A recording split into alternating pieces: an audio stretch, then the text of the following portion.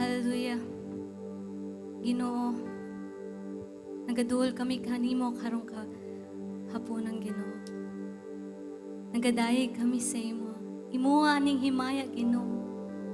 Ikaw lang o Diyos. Ikaw ang takos sa among himaya, Lord.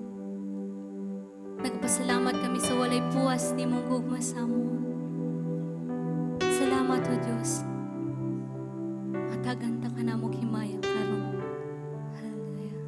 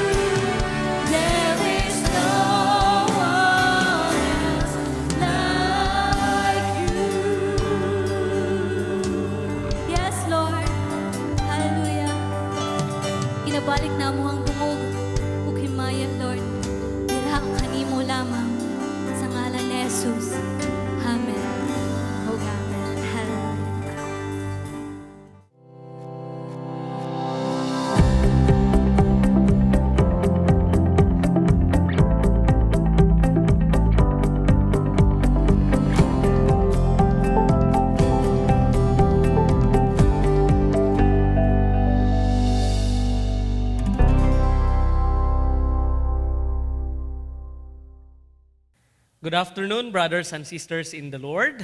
Kamusta po kayong lahat? At ako po ay natutuwa at nagagalak dahil binigyan na naman po tayo ng pagkakataon ng ating Panginoon para ibahagi ang kanyang salita sa ating Filipino worship service or online worship service ngayong hapong ito. And before we start, tayo po muna ay manalangin.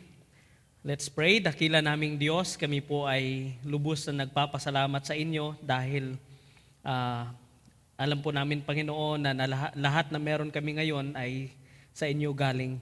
Ikaw ang Diyos na kung saan nagpo-protect sa amin from that pandemic, from that virus.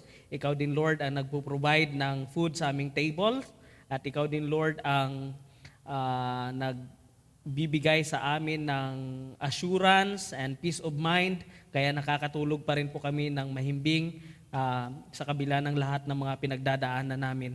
So Lord, sa lahat ng mga bagay na binigay niyo po sa amin, aming dalangin na tulungan niyo po kami through the working and the power of the Holy Spirit na maging grateful sa inyo by obeying your command. And as we study upon your words this afternoon, O God, it is our prayer that you will empower us, that you will speak to us, remove all the hindrances, O God, and don't allow our enemy, the devil, na take away kung ano man ang mga principles na matutunan namin or natutunan din namin. Help us, O God, that your word each Sunday, at hindi lang every Sunday, O God, kundi every day sa aming mga devotions, ikaw ang mag-help sa amin na i-apply ang inyong word and it will take root deeply and bear much fruit. So once again, we thank you. In Jesus' name, amen and amen. The most neglected person of the Trinity is no other than the Holy Spirit. Kaya nga po ang aking desire in the past few weeks na ay nagkakaroon tayo ng series about the ministry, the work, or the role ng Holy Spirit in the life of the believer. So babalikan po lamang natin ang ano nga ba yung ministry's role or work ng Holy Spirit sa life ng isang Kristiyano na kagaya natin. So I would like to entitle message once again, The Holy Spirit's Work.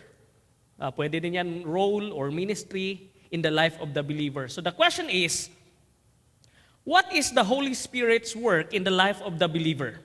So makikita natin dyan na meron na tayong 8 na points na work, ministry, or role ng Holy Spirit. Balikan lang po natin saglit para ma-remind po tayong lahat. Unang-una, ang ministry, work, or role ng Holy Spirit na pinag-aralan natin is the Holy Spirit regenerates a spiritually dead person and gives them new life. Hindi na po natin yan i-explain dahil na-explain ko na po maraming beses na.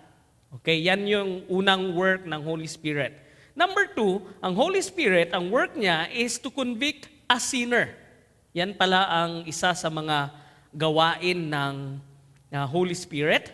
Dahil kaya pala natin na-realize na tayo ay makasalanan and therefore we need a Savior. It is because the Holy Spirit is the one who convicts us. Okay? Number 3, the Holy Spirit seals every believer. Ang Holy Spirit ay nagtatak, nagselyo sa atin, na nagpapatunay na tayo ay anak ng Diyos. Okay? At yung selyo na yon ay hindi nawawala. And number 4, the work of the Holy Spirit, it sanctifies the life of the believer. Okay? So nalaman natin na ang goal pala ng pagiging Christian natin, ay part pala sa pagiging Christian natin is to sanctify us. Okay? Ang salvation natin, hindi lang nagtatapos nung tayo ay niligtas ng Panginoon, but isa sa mga work pala ng Holy Spirit is to sanctify us. Anong ibig sabihin ng sanctification or sanctify us? Sanctification means to make us to be like Christ in our character and in our priorities. So ang sanctification, na pag-aralan din natin, na may 3 phases. Phase 1 is, yun nga ang pinag-aralan natin na nung nakaraan, na ikaw ay anak na ng Diyos. Okay? So phase 1 is tinatawag na positional sanctification. In your position in Christ, na-sanctify ka na. Before, you are the children of the devil. Ngayon, positionally, na-sanctified ka na. You are now children of God. And pangalawa is the progressive sanctification. Ang ibig sabihin ng progressive sanctification is that every day sa life mo, inaalaw ng Panginoon yung mga nangyayari sa life mo ngayon, yung mga own will mo ba yan, mga pagkakamali mo ba yan, or mga trials or testings man ba yan sa life mo, ay inaalaw yan ni Lord para to sanctify us progressively. And the third phase is the future sanctification or the ultimate sanctification, which is mangyayari lang yan someday pag tayo'y kinuha na ng ating Panginoon. So yun yung tatlong phases ng sanctification. And the fifth one, na work, role, or ministry ng Holy Spirit in the life of the believer is the Holy Spirit dwells in every believer. In the Old Testament time, ang Holy Spirit ay pumapasok lamang or nag-i-enable lamang sa mga believer kung sila ay kung ang Panginoon ay merong special na ipapagawa sa kanila. But in our generation today, simula noong si Jesus Christ, nung nangako siya that the Holy Spirit will empower us, and actually, the Holy Spirit nagadwell na siya in the life of every believer. That's why the Bible says that our body is the temple of the Holy Spirit. So kung temple na ng Holy Spirit, the Holy Spirit dwells in you. And that's what I have said last time, na ang isang Christian, hindi talaga siya demon possess, pwede siyang ma-oppress, but hindi pwedeng ma-demon possess because Apostle James says, greater is He that is within me, and that is the Holy Spirit. Okay? And the sixth one, na pinag-aralan din natin last time, is the Holy Spirit guides the believer into all truth.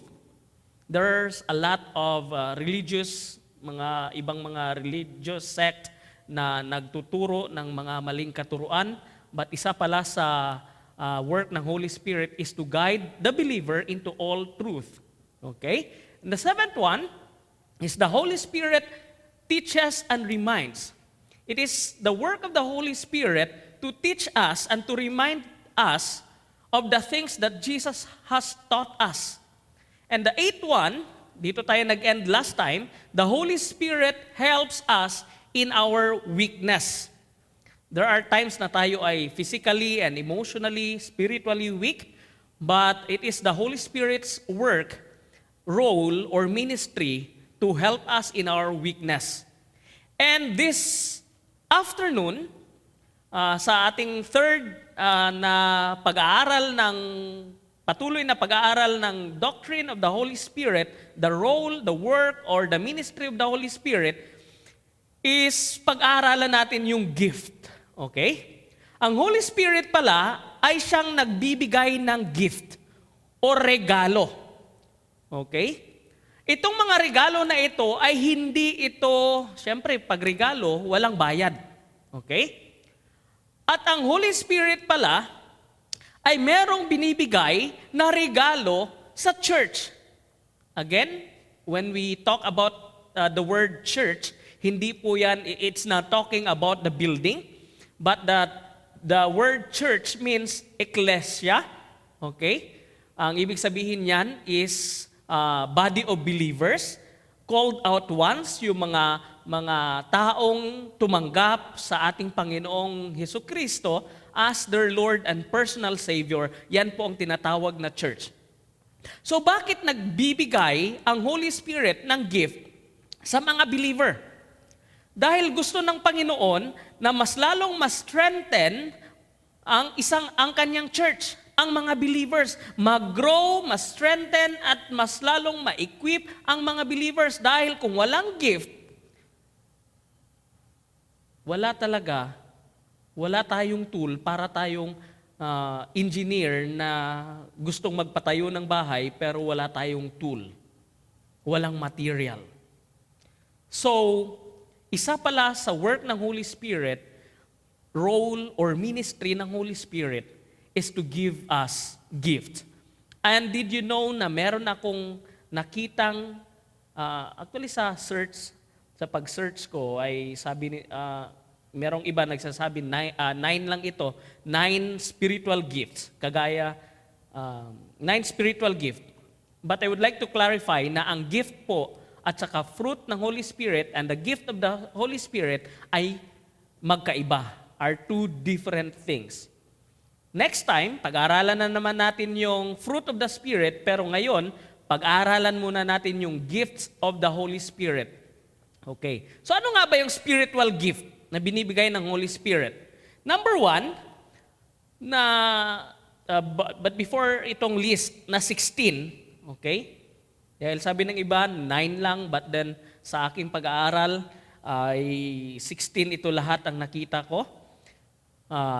Basahin po muna natin ang sinabi dito sa salita ng Panginoon.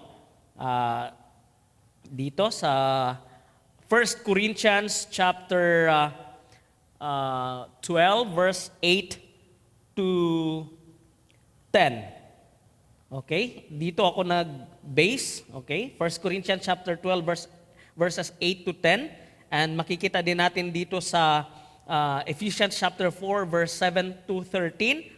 And Romans chapter 12, verses 3 to 8. So basahin natin. Okay? Ito yung base ng pag-aaral natin ngayon about spiritual gifts. So, 1 Corinthians chapter 12, verses 8 to 10, the Word of God says, For to one is given through the Spirit the utterance of wisdom, and to another the utterance of knowledge, according to the same Spirit, to another faith by the same Spirit, to another gift of healing by the one Spirit, to another the working of the miracles, to another prophecy, to another the ability to distinguish between spirits, to another various kinds of tongues, and to another the interpretation of tongues.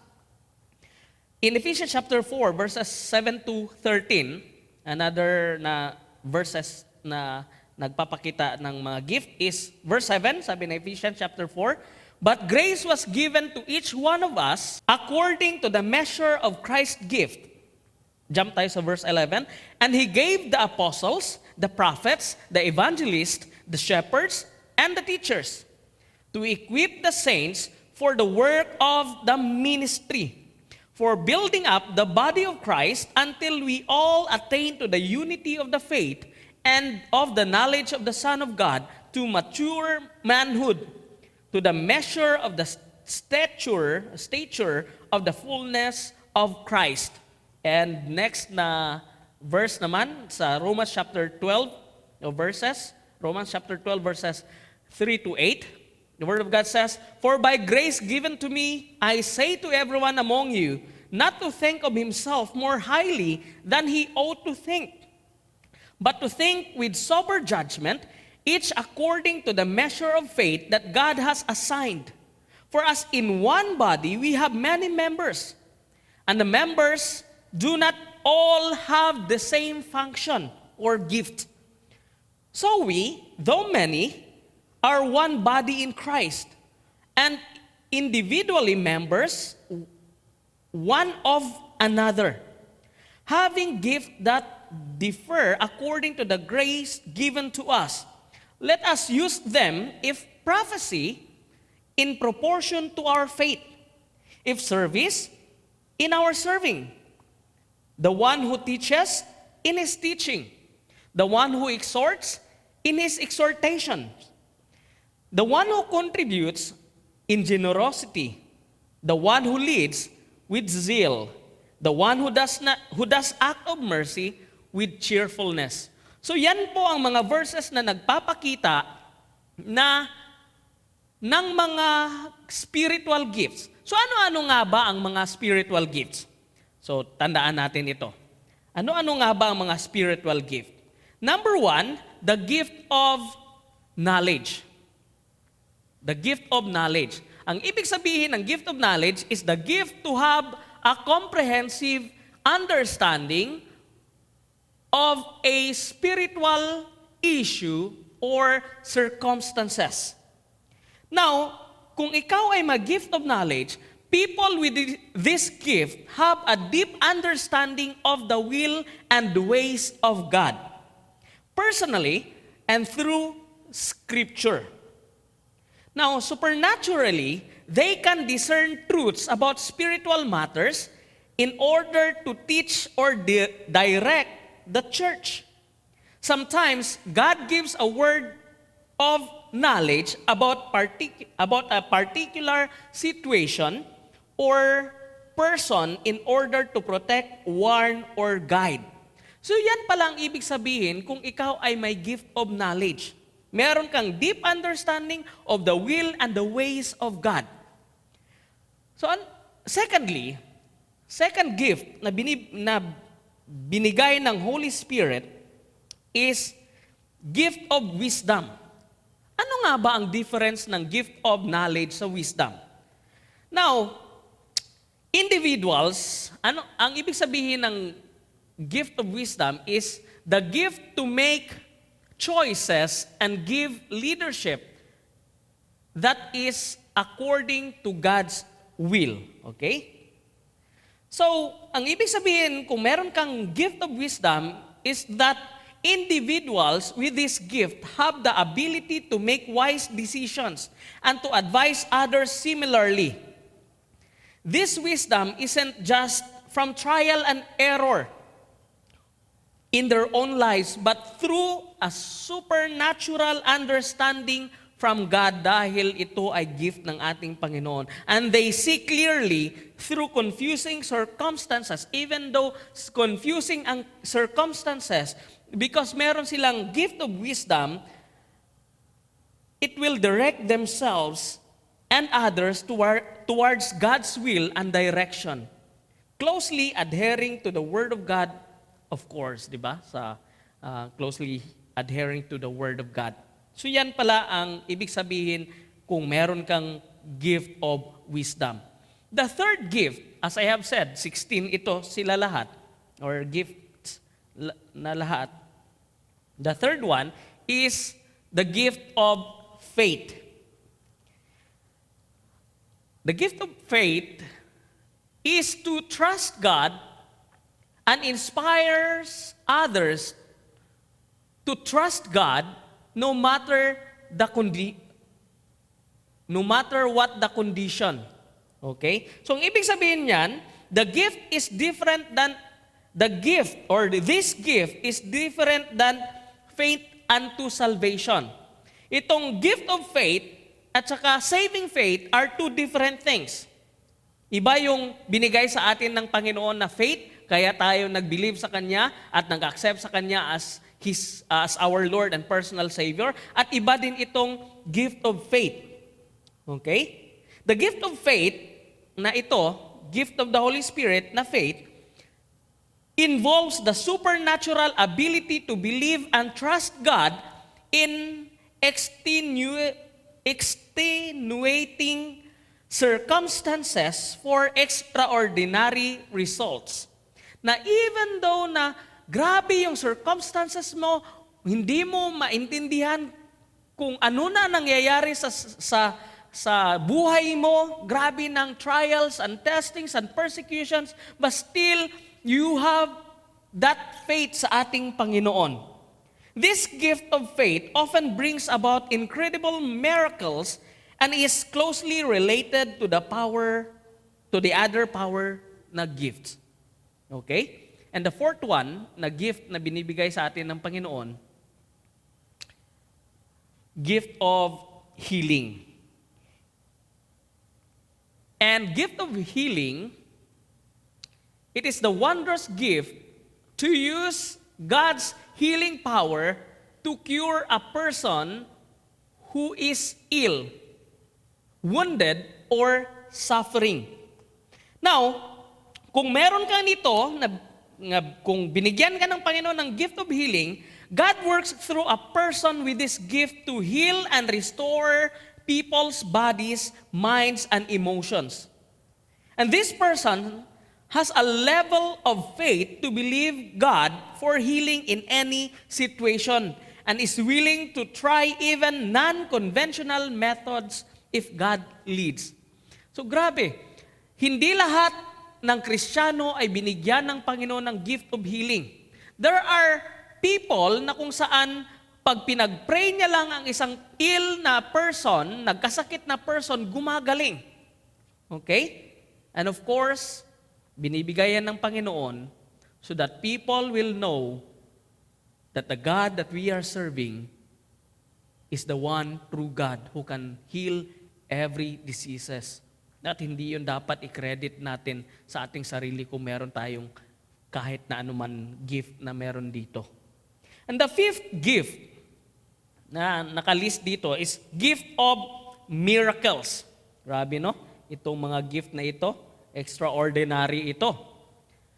Gift of miracles means the gift to display signs and miracles that give credibility to God's word and the gospel message.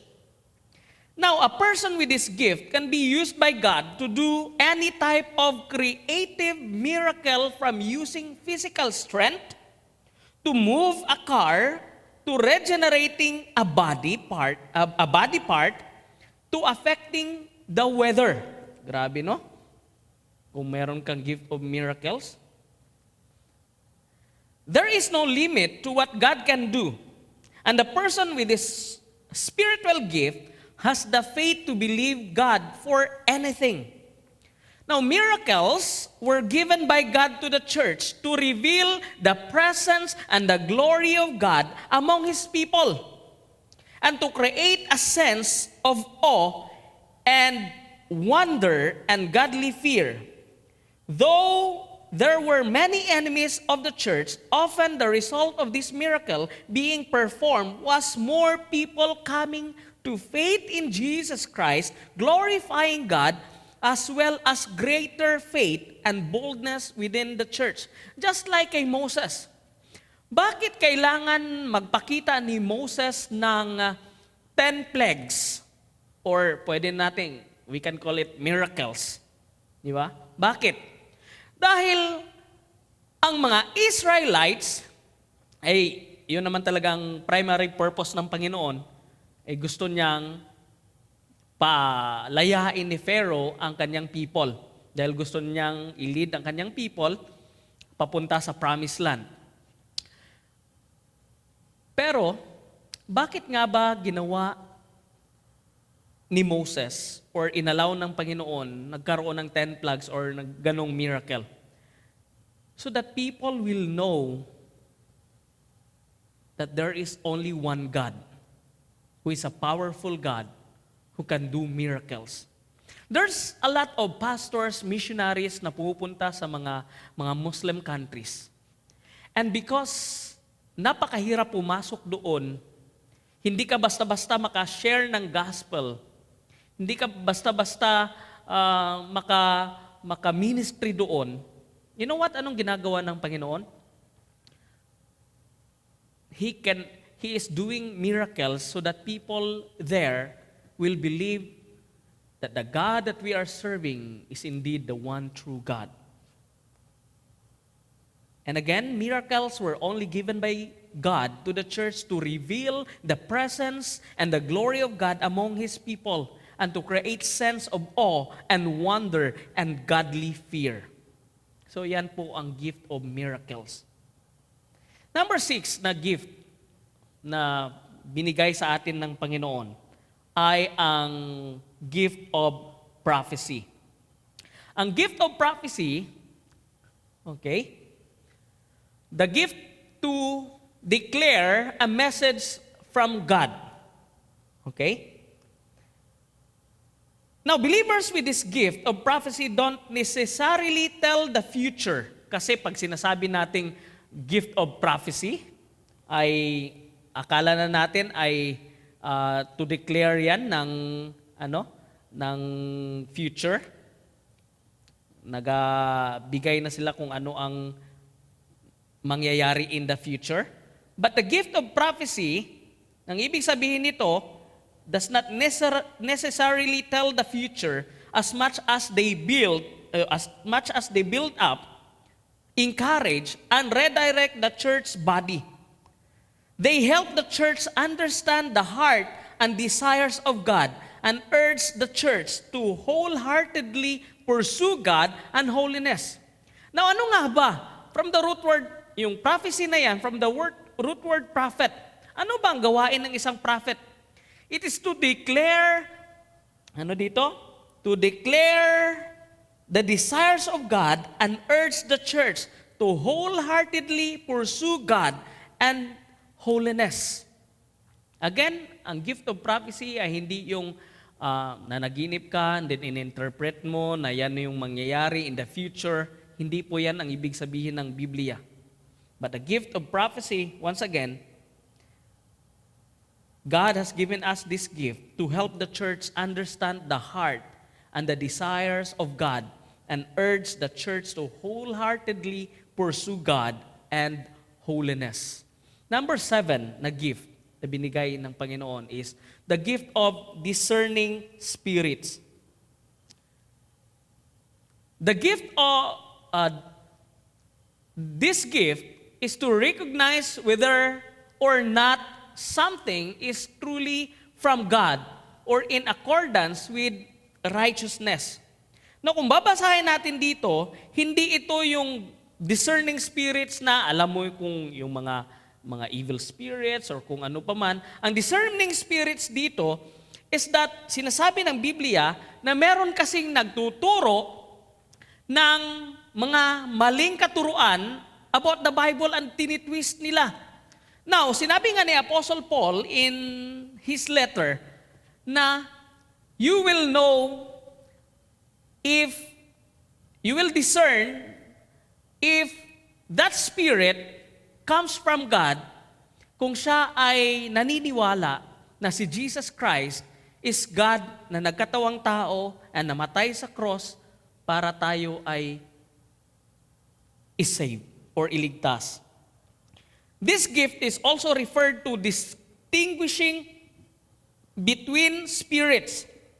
And people with this gift have the ability to discern whether a situation or a person or an event is good or evil, right or wrong, heavenly or demonic. Now, this gift is important because it can help protect God's people or the church and lead them in the right direction. Okay? So imagine mo, tayong mga Kristiyano, iba-ibang pag-uugali natin, iba-iba ang mga gift na binigay sa atin ng Panginoon. Pero kung gamitin natin yan to help one another, then kung mayroon tayong unity na sinasabi ng Biblia, talagang mag-grow ang church. Kaya nga, kung hindi mo gift, dapat hindi ka doon. Hindi ka dyan magdudwell. Meron kasing even mga church leaders na kahit hindi nila gift, gusto nilang maging involved doon. Gusto nilang magkaroon ng ganong gift. People na ganyan, especially leaders na ganyan, ay meron silang mga self-pity sa kanilang sa ilahang kaugalingon. And they think na kung sila ay magkaroon ng ganyang gift, ay akala nila ire-respect na sila or titingalain sila, but it will only end up na self-glorifying lang yan. But itong gift na binibigay sa atin ng Panginoon, according lang kung ano ang para sa atin.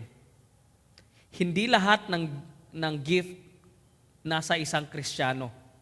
Pwedeng isa lang, pwedeng dalawa, pwedeng tatlo, but you are accountable sa Panginoon. Remember the parable of the talents, diba? Or we can call it the parable of, yung pwedeng i-translate natin yan as a gift na pinagkatiwala sa atin ng Panginoon. So the eighth na binigay sa atin ng Panginoon is the gift of tongues. the gift of tongues. The gift of tongues is to communicate in a foreign language that you do not all have experience with in order to converse with those who speak that language. Now, the spiritual gift of tongues is more accurately called the gift of languages. Ang sinasabing gift of tongues or speaking in tongues dito sa Biblia ay actually, kung babasahin mo beginning in Genesis chapter, not in Genesis but Acts chapter 2, but they are actually are known languages. Hindi yung yung para bang hindi ka naiintindihan. Okay?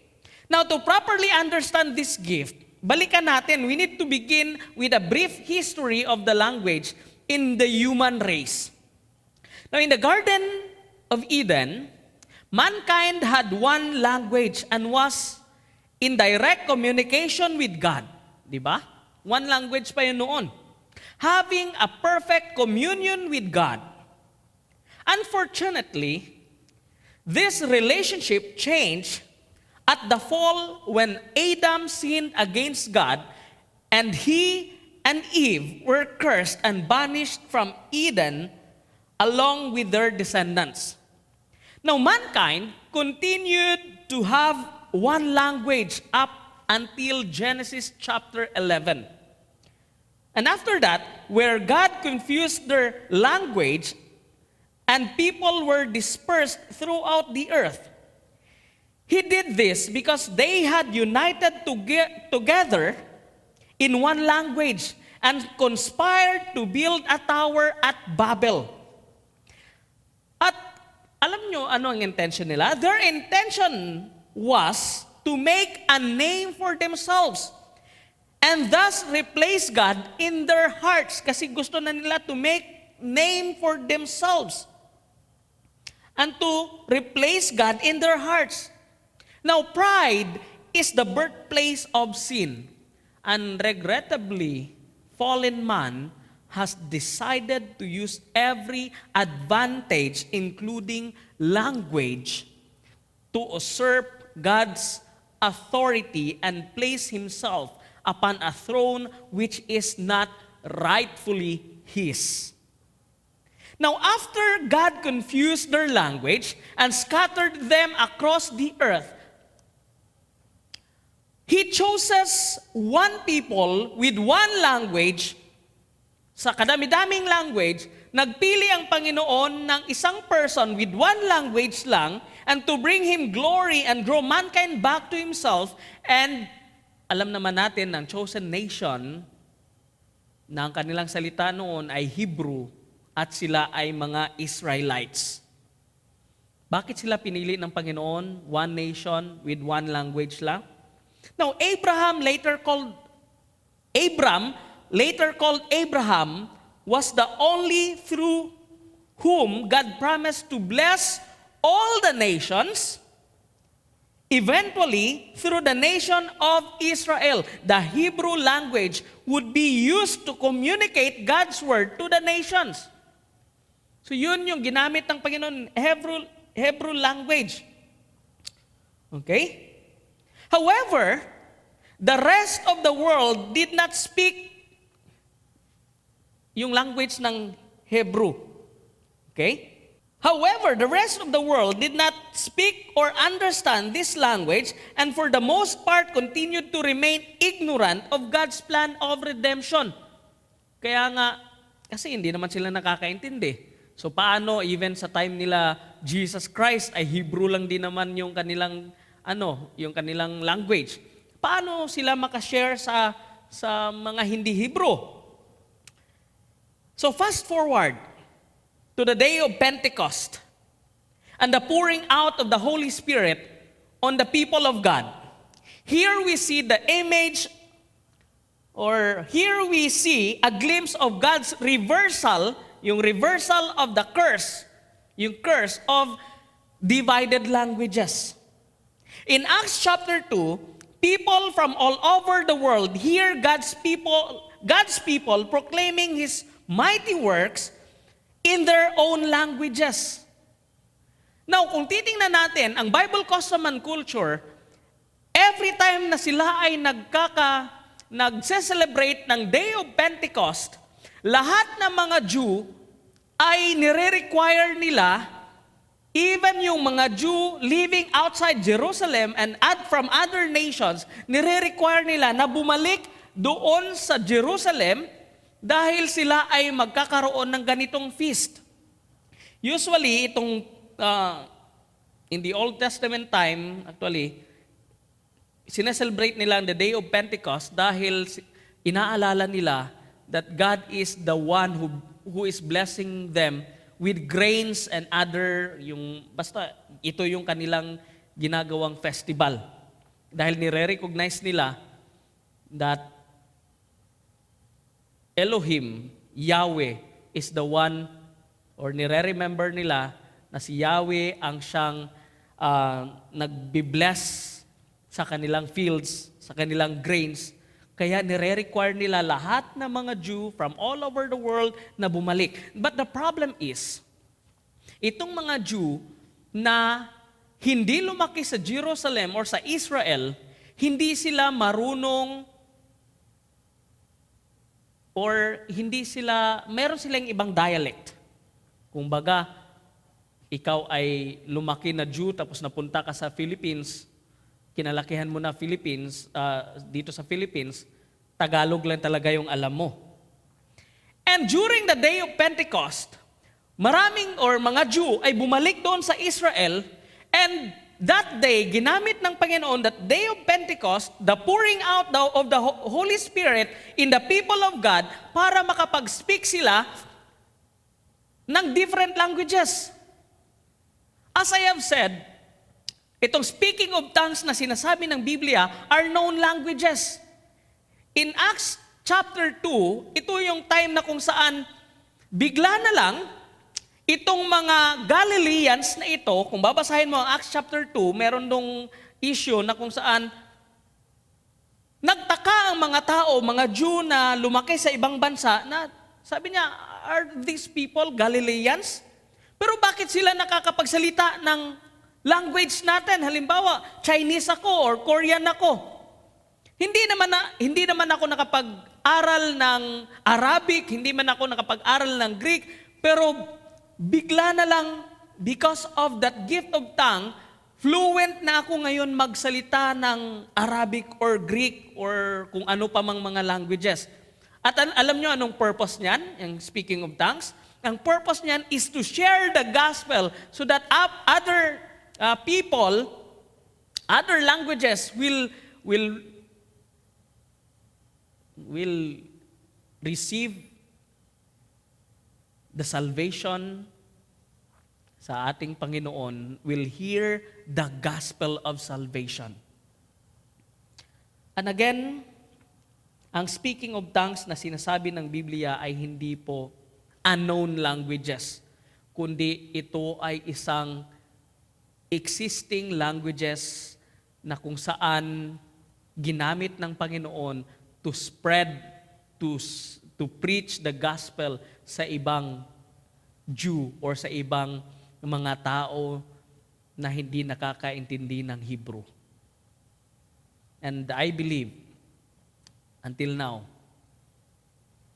na kung meron mang mag-speaking of tongues, dapat masisigurado niya na talagang existing language yon at hindi lang dahil unknown language. And the ninth one, na gift ng Holy Spirit, is the gift of interpreting tongues. Ito na yon.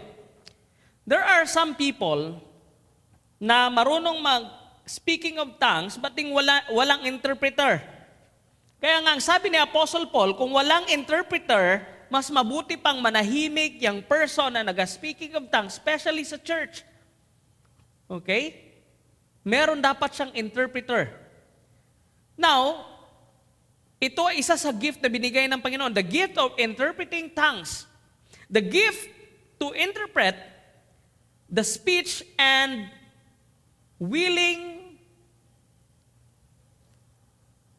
Wait lang, hindi ko mabasa. Tingnan ko dito.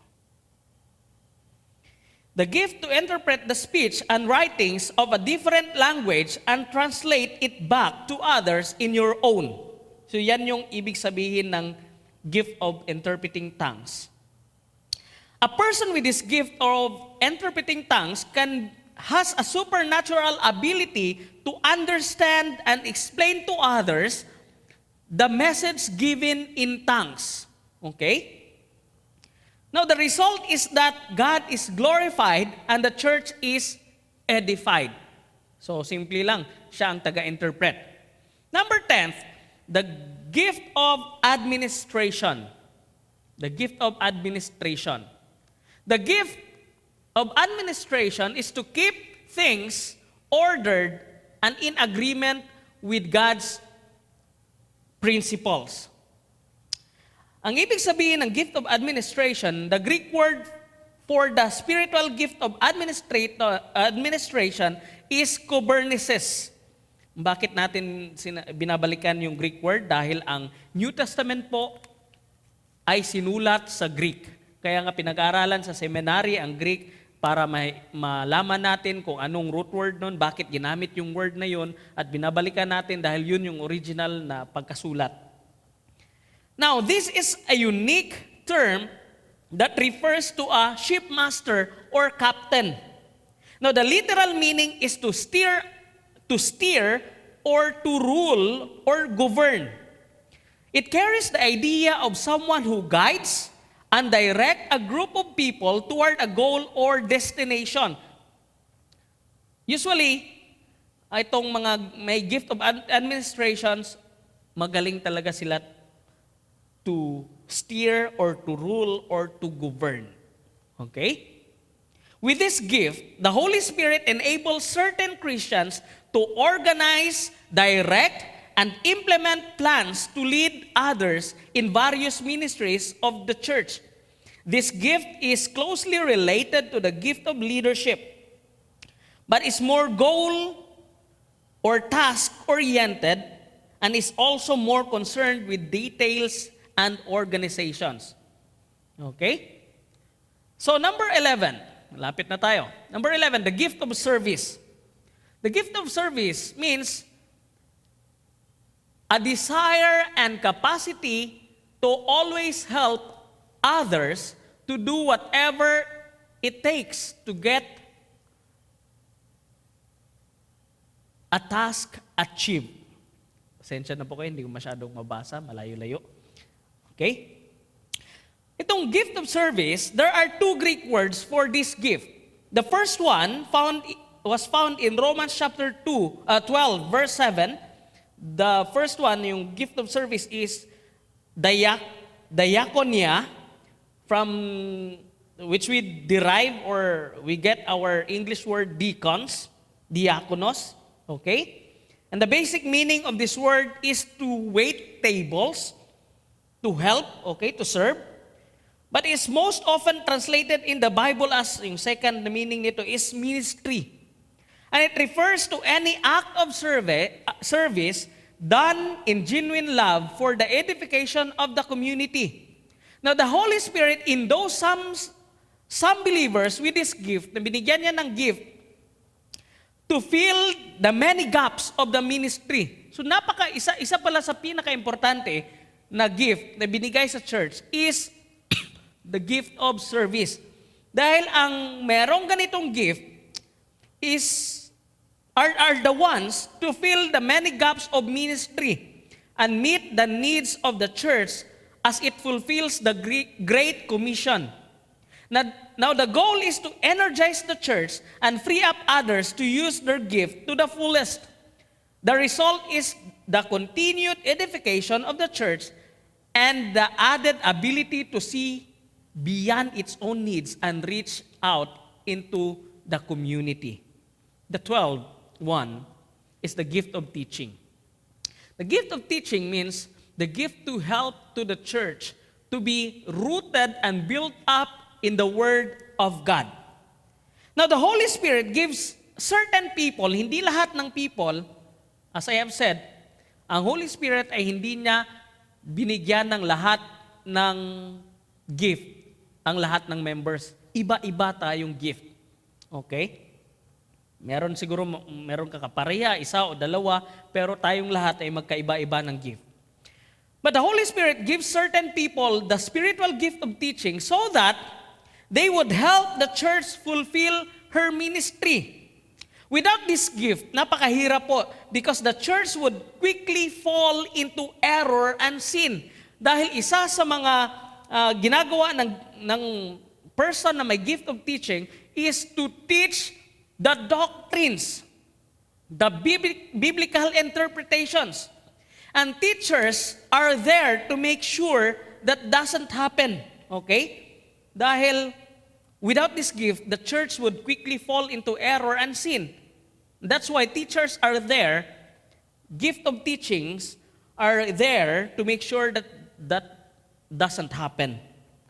They hate when scripture is abused and used out of context. Okay? Dahil ang wrong interpretation will always lead into wrong application. Kaya itong may mga gift na ganito, very sensitive nila when it comes to doctrinal. Okay? They love the truth and speak the truth in love. They will never hide or withhold it. They are called to demonstrate God's love with revealing His truth to the world without fear. The effect of their ministry is the upholding God's word and growth and maturity of His bride. Yung bride is the church until the day of His return. Okay? The 13th na gift na binigay sa atin ng Panginoon is the gift of encouragement or preaching. Actually, synonym lang ito sila. The gift of encouragement or the gift of preaching, magkaparehas lang po. Ang sabi dito, the gift is to uplift and motivate others as well as challenges and rebuke them in order to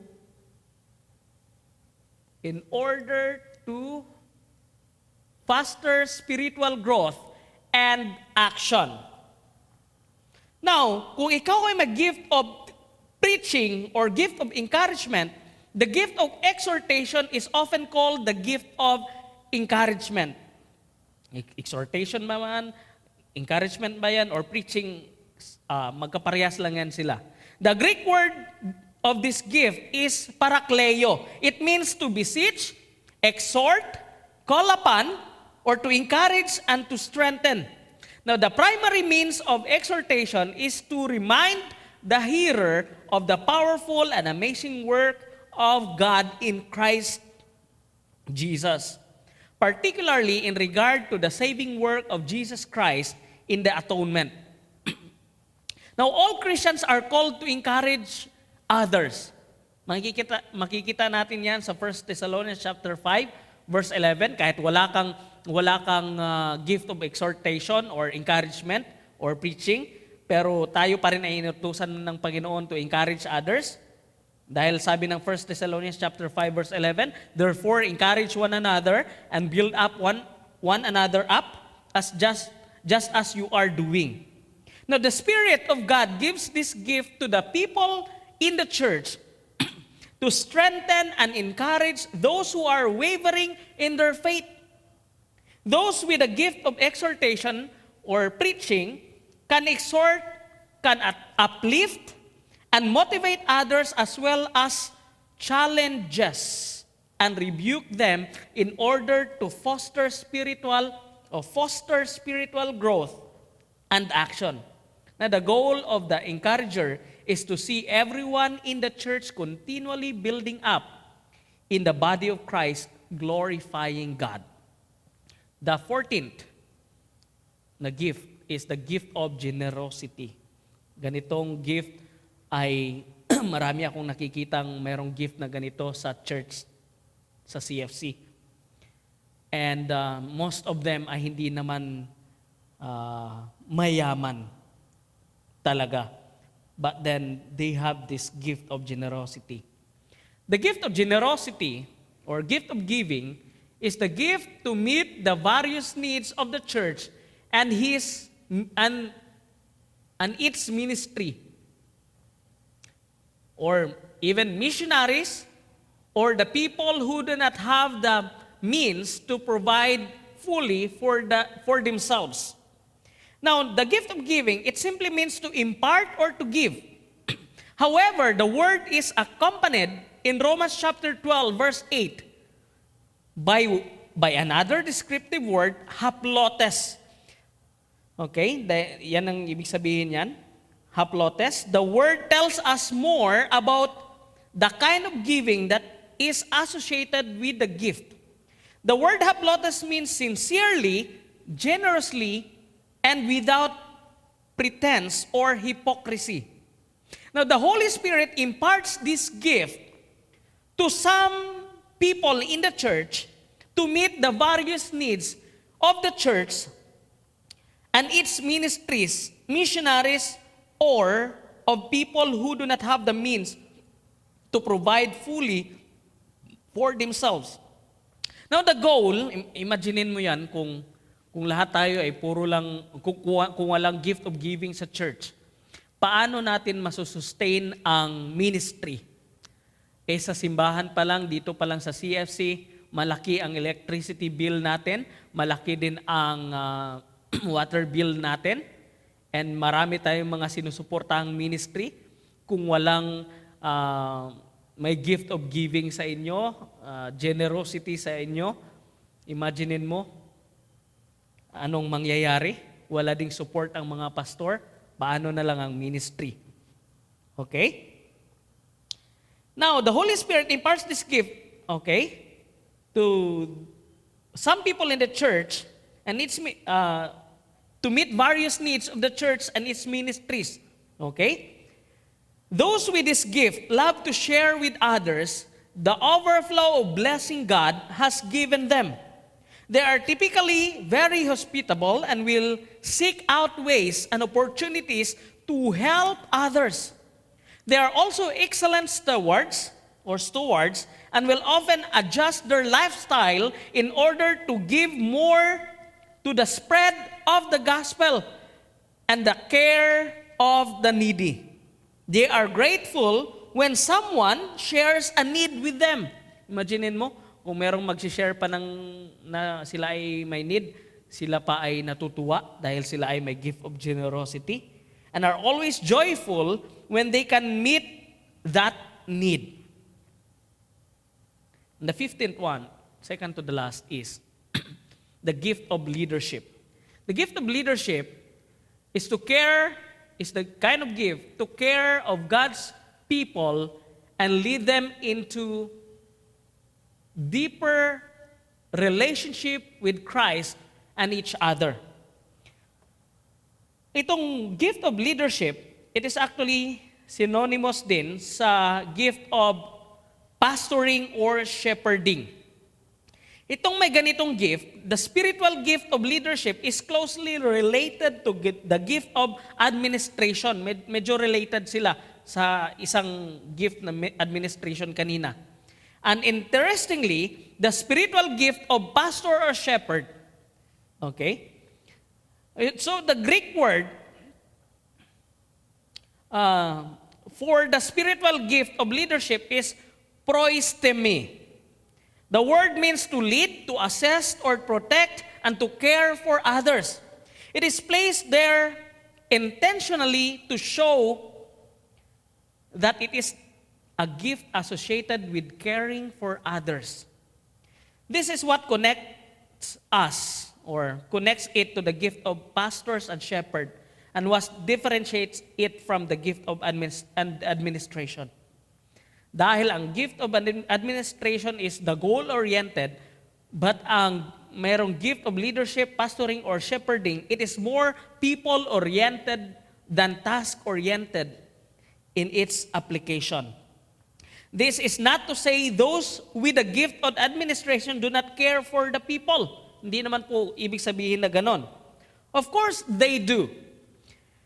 But those with the spiritual gift of leadership focus on people and relationships more directly, more on relationship sila. Now, the Holy Spirit gives the spiritual gift of leadership to some people in the church to care for God's people and lead them into a deeper relationship with Christ and each other. They base their success on how well they help others succeed and grow in their spiritual walk with Jesus. They are able to accomplish many different tasks and objectives as they lead, but they will always lead rationally and with a deep concern for the well-being of others. They will go to great lengths to protect those under their care and are well equipped to lead through crisis situations. At ako ay nagpapasalamat dahil meron tayong nakikitang ganitong maraming gift na mga members sa church. Actually, ang trabaho lang ng mga pastor actually, kung titingnan mo sa Biblia, is to equip the believers. Malaman nila ang kanilang mga gift at gamitin nila sa ministry. At ako ay nagpapasalamat dahil maraming mga tao ang may gift of leadership, pastoring, or shepherding dahil meron na kayong tinatawag na care group. Lahat ng mga leaders dyan, okay, sa mga care groups ninyo, kayo ay tinatawag na mga leaders or pastors or actually shepherds. And the last gift, okay, the gift of showing mercy. Showing mercy, the gift is the kind of gift to love and assist those who are suffering and walk with them until the Lord allows their burden to be lifted. Now, all Christians are called to be merciful. Yan naman talaga ang gusto ng Panginoon. Pero iba talaga yung may gift of mercy. All Christians are called to be merciful because God has been merciful to us. Makikita natin yan sa Matthew chapter 18 verse 33. And the Greek word for spiritual gift of mercy is eleo. It means to be patient and compassionate towards those who are suffering or afflicted. The concern for the physical as well as the spiritual need of those who are hurting is covered by this gift of mercy. Those with this gift have great empathy for others in their trials and their sufferings in life. They are able to come alongside people over extended periods of time and see them through their healing process. Grabe, no? Napaka-patient ng mayroong ganitong gift hanggang sa umabot sa healing process. They are truly and literally the hands and the feet of God to the afflicted. The Holy Spirit gives this spiritual gift to some people in the church to love and assist those who are suffering and walk with them until the Lord allows their burden to be lifted. The gift of mercy is founded in God's mercy towards us as sinners and is consistently expressed with measurable compassion. Those with this gift are able to weep with those who weep and bear one another's burdens. They are sensitive to the feelings and circumstances of others and can quickly discern when someone is not doing well. They are typically good listeners and feel the need to simply be there for others. So mga kapatid, ito po ang 16 na gift of the Spirit. Kung tatanungin niyo ako, lahat ba yan ay nag-i-exist na ngayon? I will probably say, hindi na lahat. At kung i-explain ko, mas mahaba pa. Next time na lang. But it is my heart's desire na alam ninyo kung anong gift ninyo. Dahil binigay sa inyo ng Panginoon na gift na yan, isa man yan, dalawa man yan, tatlo man yan, apat o lima, pero hindi yan po pwede na lahat nasa sayo. But kahit isa man yan, binigyan ka ng Panginoon ng isa, you are accountable sa ating Panginoon.